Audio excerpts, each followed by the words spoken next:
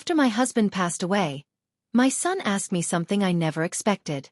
My name is Emily Carter, I'm 37 years old, and I live in Denver, Colorado, a city that always seems to breathe life with its mix of mountains and modern streets. But for me, the last 6 months have felt like holding my breath underwater. My husband, Daniel Carter, was a firefighter. He was brave, dedicated, and the kind of man who would take off his coat in the middle of a snowstorm to give it to someone else. That was Daniel. And one cold December morning, he didn't come home. The fire was supposed to be routine, something the department had handled 100 times, but the roof collapsed, and the phone call that changed everything rang while I was still pouring coffee. Losing him was like the world going silent. My son Ethan, who is 14, stopped talking much. He used to play basketball in the driveway until dark, used to laugh so hard during family game nights that the neighbors could probably hear. But after Daniel's funeral, that laughter vanished, tucked away with his notebooks and sketchpads in his room. At first, I tried to hold it together. I made his favorite pancakes every Saturday, packed lunches with silly little notes, and kept reminding him that we were still a family. But the truth is, I was breaking inside too. Even as a teacher, someone used to guiding children through stories of courage and loss, I didn't know how to write this one for my own life. The nights were the hardest. Every creak in the house reminded me of Daniel. Every quiet moment felt like a shadow I couldn't shake. Ethan started locking himself in his room, the sound of his music drifting through the walls late into the night, but the silence at dinner was heavier than the rain outside. Then came that Thursday evening. The rain tapped gently on the windows as I came home from school with papers to grade. Daniel would have teased me about always bringing work home, and for a split second, I almost expected him to be there, waiting in the kitchen. Instead, I walked down the hall, and when I passed Ethan's room, I saw the door slightly open. He was at his desk, head down, shoulders shaking. My heart clenched. Ethan wasn't the type to cry openly, not even as a little boy, but that night, the weight was too much. I stepped inside and whispered, "Ethan?" He quickly wiped his eyes, muttering that he was fine, just stressed about homework. But I knew better. I knelt beside him, touched his hand, and told him he didn't need to hide from me. And then, after a pause, he whispered words that cut through me. "Mom, do you think Dad knew I loved him?" I didn't say it enough. Tears welled up in my eyes.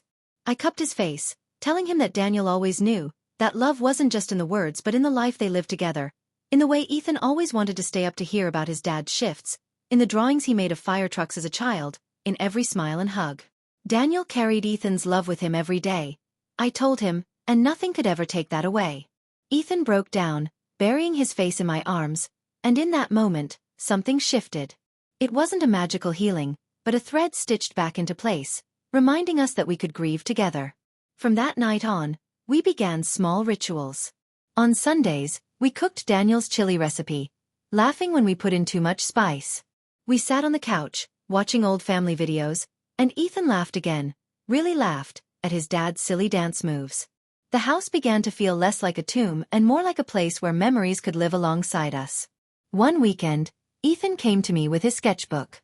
Inside were drawings of mountains, fire trucks, and even portraits of his dad. His pencil lines carried pain but also love, each stroke filled with something unspoken. "They're just doodles," he mumbled, embarrassed. But I was stunned. "Ethan, these are incredible. This isn't doodling, it's art. You have a gift."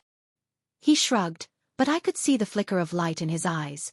From then on, he sketched daily, sometimes late into the night. I encouraged him, buying him new pencils and paper, telling him that art could be a voice when words failed. Slowly, his shoulders straightened, and his eyes lifted more often. Months passed, and I found myself healing too. I began gardening again, planting flowers Daniel once loved. I picked up novels I had abandoned, even laughed at silly sitcoms Ethan made me watch. Life wasn't the same, but it was life, moving forward. Then one summer evening, Ethan and I sat on the porch watching the sun sink behind the Rockies. The sky was ablaze with orange and purple. Ethan looked at me seriously and asked, "Mom, do you ever wish you could just tell Dad everything? Like right now?" My throat tightened, but I nodded. "Every single day." He hesitated, then whispered, "Do you think he can hear us? Like, if I talk to him?" I squeezed his hand. "I believe he can. Maybe not in the way we want, but love doesn't vanish." It echoes. Tears filled his eyes, but this time they weren't just of pain, they were of hope. That night, Ethan wrote a letter to his dad. He placed it under Daniel's photo on his desk, and for the first time in months, he slept peacefully. Later that summer, Ethan entered a local art contest. He was nervous, convinced no one would care about his sketches, but I reminded him of the promise we made, to try, even when it was scary.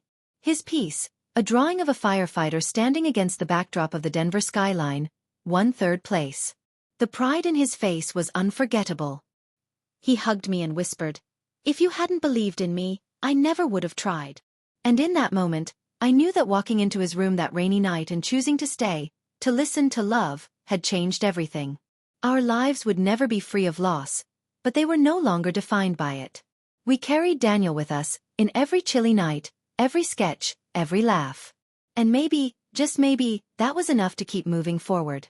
Our story is not perfect, no family's is, but it is ours, marked by love, loss, and the unbreakable bond between a mother and her son.